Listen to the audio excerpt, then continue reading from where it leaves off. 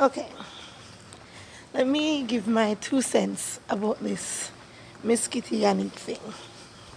So, anybody who knows me and has spent any time with me knows how I feel about Miss Kitty and her fluffy diva stance and fame and glory and whatever.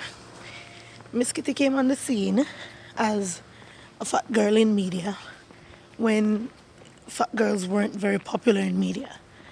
And she presented this stance of fluffy diva, and you must love yourself and you must love your body any way it is, and whatever, which is a beautiful message, much needed message, except that her very attitude belied her message.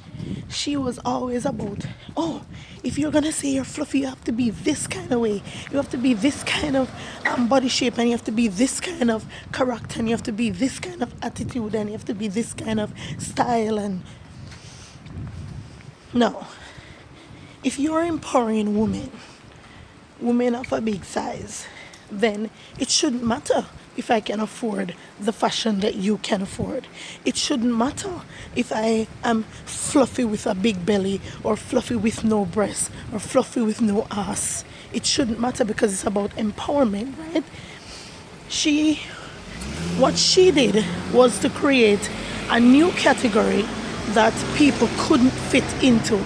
So there was always the Coca-Cola buckle shape category, there was always the slim and trim category, and then she created this fluffy category that only a certain type of fat woman could fit into. She didn't empower fat women. What she did was to tout herself and put herself on top.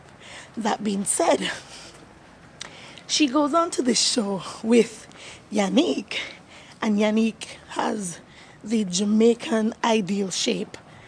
She has the ass, she has the hips, she has no belly, and Miss Kitty was clearly intimidated and made many shady comments in reference to Yanique.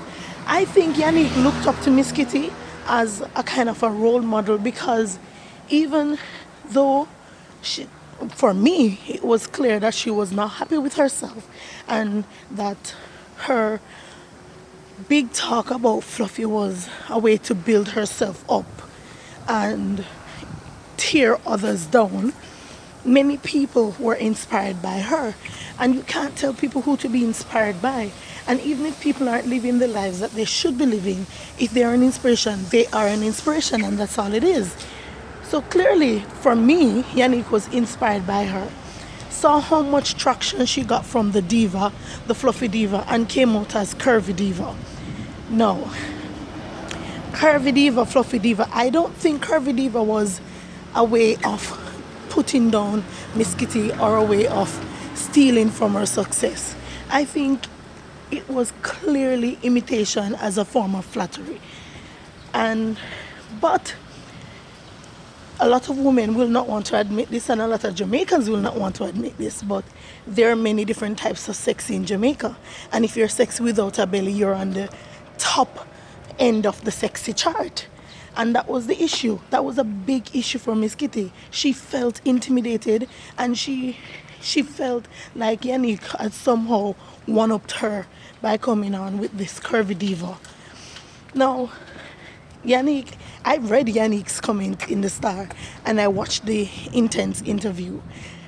I don't know if other things were said outside of those two things, but having those two things as the evidence was nothing for Miss Kitty to be going onto the Magnum Kings and Queens stage at the girl's workplace and trying to call out the girl in some imaginary feud. And basically saying, oh, all you have is a body, and you haven't accomplished anything, and you are not educated. Because that's basically what she's saying.